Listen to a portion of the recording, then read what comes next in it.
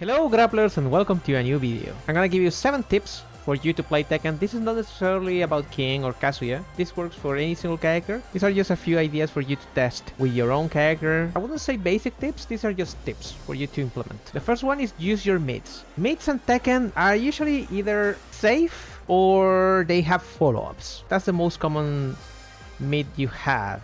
Overall, I say in the whole Tekken 8, every single character has at least a few good mids. In the case of King here, he has a bunch. Probably his better moves are mids, with the exception of throws obviously, which are highs. But what I mean by this is abuse your mids. Now be careful with the mids you abuse. Pick your character, go immediately into your mids and see which one is the fastest mid you have. In this case of King, down forward 1 should be the fastest mid. Well, you consider this is a special low, but we don't consider that. In the case of King, how do you apply this?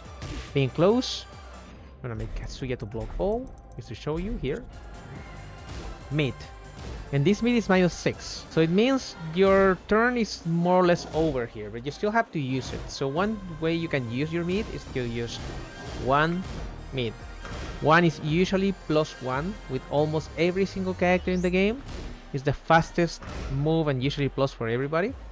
You're gonna abuse your highs, sidestep highs, mids. Mids are essential for every character in this game. Highs and lows have somewhat a level of risk. Mids are usually the safest ones. Go and check for your character 13, 14 frame mid. Do remember that this is not the only move you have to use. Most mids between 13 and 14 frames don't have tracking to one side, or some of them don't even have tracking at all.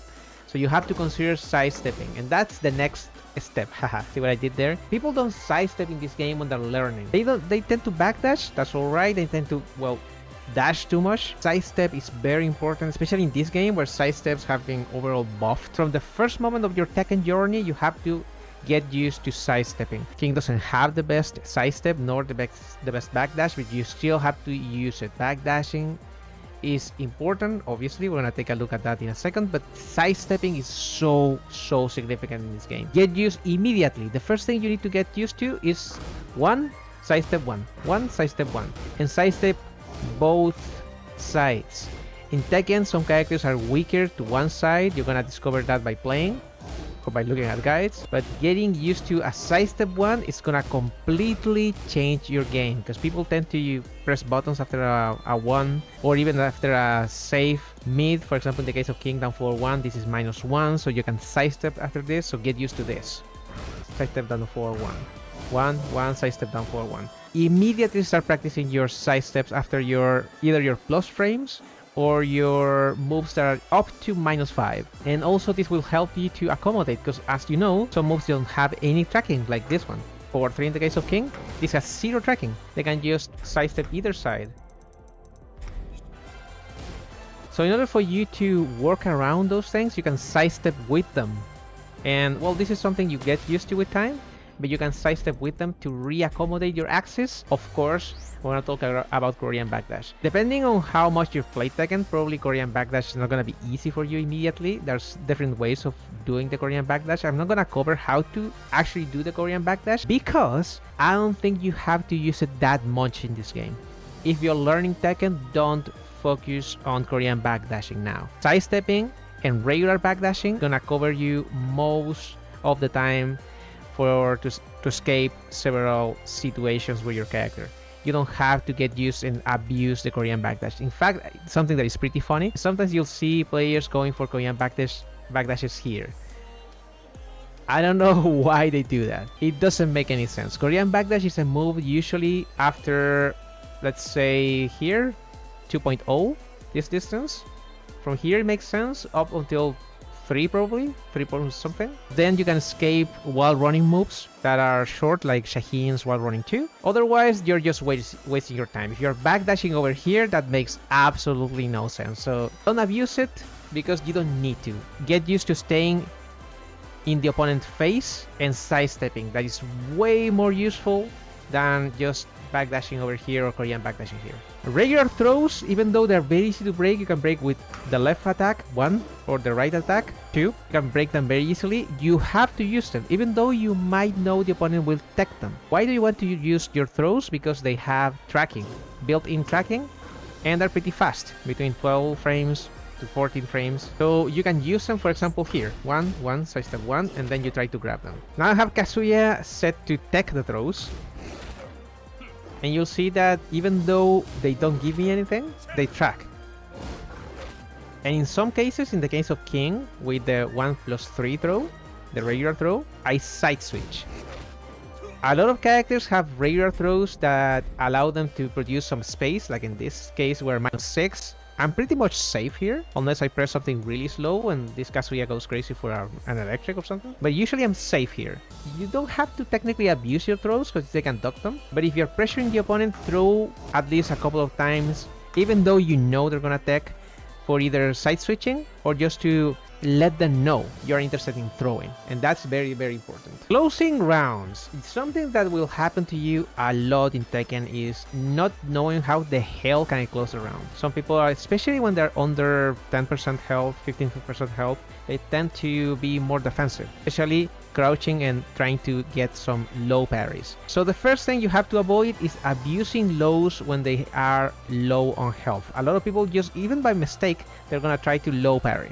And that is not something you want, because even though the combo might not be that damaging, usually they have rage art, so you can just rage art after the low parry, so you don't want that. So again, you have to abuse your mids. That doesn't mean you don't have to use your lows, especially during the entirety of the round, but when people are low on health, then they tend to crouch. If they want to crouch, the mids will hit them. This might change depending on the character. For example, if you play Brian, you might want to go for more highs. Maybe at some point you might need to use a high that is really, really strong, just because it's a high and maybe it's faster than any of your mids. But that is depending on the character. Usually you want your mids, especially for pressuring and closing the round. And talking about pressure, how the hell do I pressure in Tekken? First of all, you have to recognize your plus frames. In the case of King, I have wall running 3, for example, just to name a few. Wall running 3, that's pretty bueno. You also have this one, back 2, 1+2. You have plus frames, that's good. Some characters don't necessarily have a lot of plus frames, but they have moves that are safe. And this is the point here. For example, in the case of King, let me use a move that I haven't used so far in this video. Down back 2.